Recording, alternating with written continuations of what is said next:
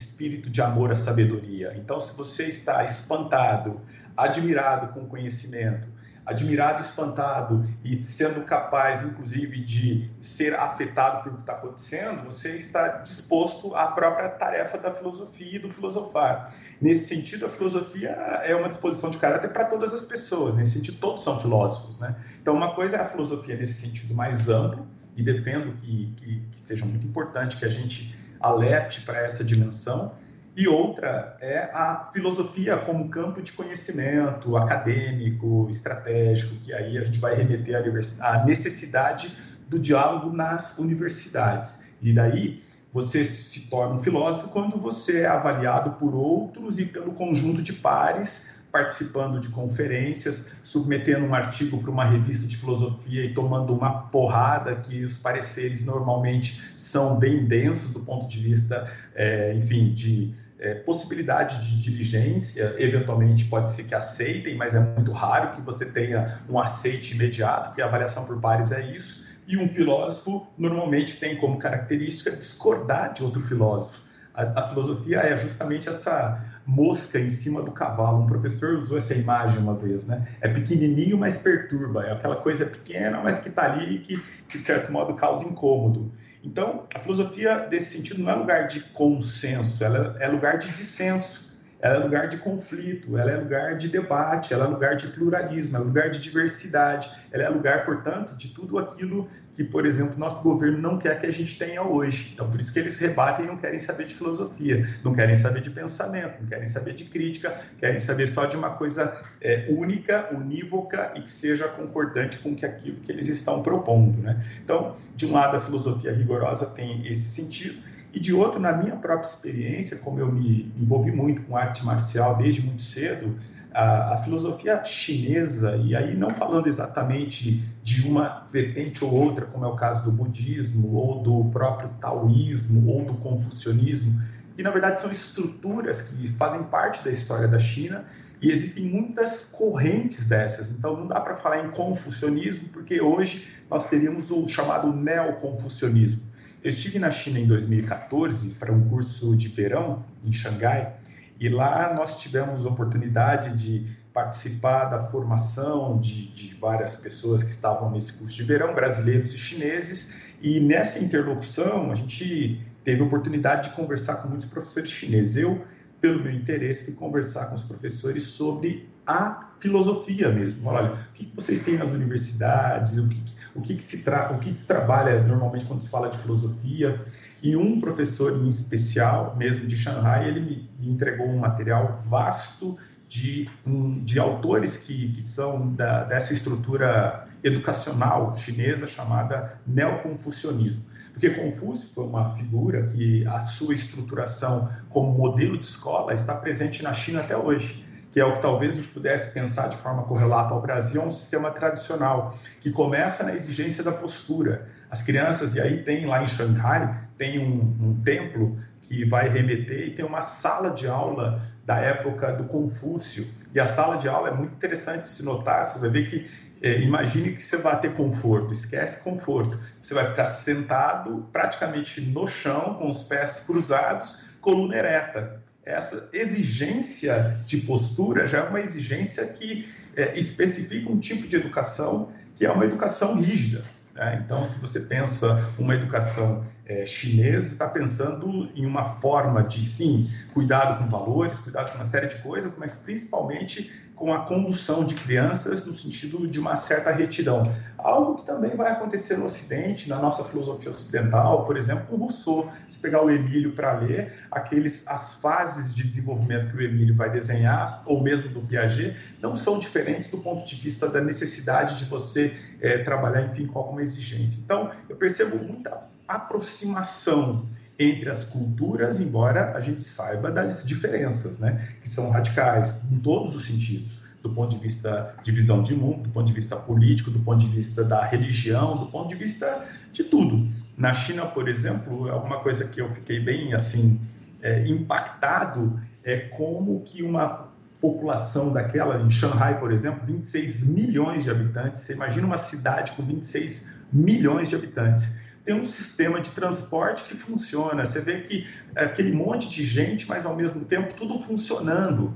Você fala, cara, como pode, né? Isso aqui era para estar uma várzea, era para estar uma bagunça, todo mundo se matando nas ruas e tal. Você vai descobrir que isso não vai acontecer porque tem um sistema rígido jurídico, sistema rígido, inclusive penal, que inclui pena de morte, pena capital. Então, você vai entender que muito por medo as pessoas têm a conduta que têm, não por respeito, por cidadania, por ter conquistado o seu lugar, mas é medo mesmo, né? Jovens, na semana que eu estive, perguntamos numa visita ao consulado, 7 jovens tinham sido sacrificados, pena de morte, e eu fui perguntar o que aconteceu, o que eles fizeram, né?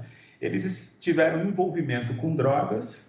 Envolvimento não significa venda nem nada, alguém supostamente disse que eles estavam com droga, e lá é assim, alguém do partido disse que está com drogas, não tem essa coisa de contraditório, chamar advogado, nada. 6 meses depois da denúncia, eles foram simplesmente embora. Então, é um sistema rígido desse sentido. Por outro lado, um sistema muito aberto, em que os jovens estão o tempo todo se comunicando, nos metrôs, todo mundo com um celular de última geração, conversando no WeChat, né, que para a gente aqui é mais comum o WhatsApp, eles usam o WeChat, que é o WhatsApp deles, né, dos chineses, e eles se comunicam muito, diferente da ideia de muitos que pensam que os chineses são fechados e não têm liberdade de expressão, etc. e tal. Eles têm muita liberdade, claro, que em relação a temas possíveis, e tem temas sensíveis mesmo. Por exemplo, não pode criticar, obviamente, o governo, né? Não entre nessa cilada, senão você vai embora mesmo. Enfim, então, são duas perspectivas muito diferentes, né? A oriental e a ocidental, mas a minha vida acabou sendo nutrida por conhecimentos dessas duas tradições. Eu me vejo um pouco, Leonardo, como resultado dessas influências todas. Quer dizer, eu não me vejo como um instrutor de artes marciais apenas, eu faço isso também. Não me vejo apenas como um acadêmico, porque hora a hora eu estou criticando essa postura de acadêmico, formal. Eu, às vezes, me vejo, quando eu estou me engessando como acadêmico, eu já me levanto, falo, não é esse lugar que eu quero, não é esse tipo de formação que me interessa, eu quero muito mais perturbar um pouco aí as pessoas, e se eu puder perturbar as instituições, naquele espírito heraclitiano, né? Tudo muda, e conflito é o pai de todas as coisas. Então, no fundo, é um pouco um espírito, eu diria que filosófico, que está presente, uma concepção de filosofia de vida, por um lado, mas ao mesmo tempo sistemática, porque é a minha formação. E aí eu vou transitando um pouco nesses dois mundos, mas buscando interlocução, principalmente interlocução com pessoas das mais diferentes áreas. E aí eu tive essa felicidade da instituição, justamente ter essa estrutura que permita que você vá para outros cursos, né? E nessa onda eu tive que me abrir para conhecer cada projeto pedagógico, e no fim eu ganhei muito com tudo isso, né? A interlocução que eu tenho no direito tem a ver com essa oportunidade que apareceu, e aprendi muito. E diria que todas as pessoas que se abrirem para os campos que querem vão encontrar espaço. É possível que você encontre pessoas fechadas no âmbito jurídico? Sim, da mesma forma que na sociologia, na história, na filosofia, em todos os campos, na religião e assim por diante. Porque é muito mais que instituições, são pessoas que muitas vezes têm as marcas daquilo que é positivo ou negativo, e não necessariamente as instituições. Embora instituições tenham também, né? Isso só para a gente lembrar também que instituições como a própria estrutura religiosa ou militar são instituições em si problemáticas, né? Mas não significa que não tenham também seus aspectos positivos. Enfim, é um pouco isso, tentar olhar as coisas sempre de forma muito plural e não unívoca. Uma coisa não é só uma coisa, ela eventualmente é uma, duas, três, quatro ao mesmo tempo. Existem nuances, né? E a gente precisa, acho que, lidar com isso, e a filosofia permite essa abertura, porque justamente a gente tem uma definição que eu gosto muito da filosofia como sendo mais do que essa ideia de amor à sabedoria. Eu me lembro de uma definição que um professor uma vez trabalhou, que é a seguinte: bom, o filósofo, ele sabe que não sabe, porque ele busca o conhecimento. Se ele busca o conhecimento, ele sabe o que não sabe, e sabe que tem algo a saber. Então, o lugar do filósofo, se a gente pensar em termos bem assim rigorosos, é o lugar da ignorância.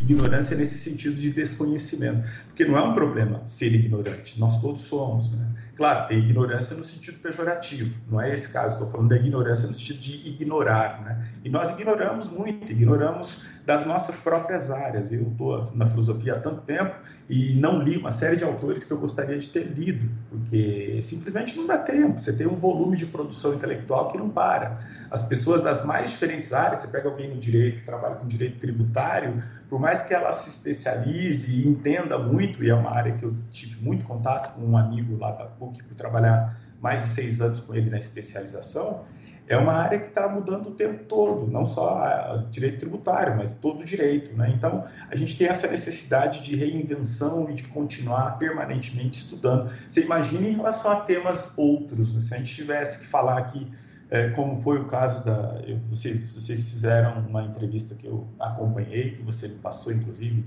que foi presidente do INPE, etc., excelente, inclusive. Você veja que você está ali falando de alguém de um ethos e de uma epistemologia muito própria, né? Da ciência, um conhecimento muito aprofundado. E isso acontece com todas as áreas, né? Como é o caso do próprio Paulo e o jornalismo. Você imagina o Paulo que começa falando dessa coisa, do seu lugar, mas a gente sabe o quanto que brilha essa cabecinha só de vivenciar essas contradições todas típicas do jornalismo, que é uma área que acaba sendo colocada à prova o tempo todo, né?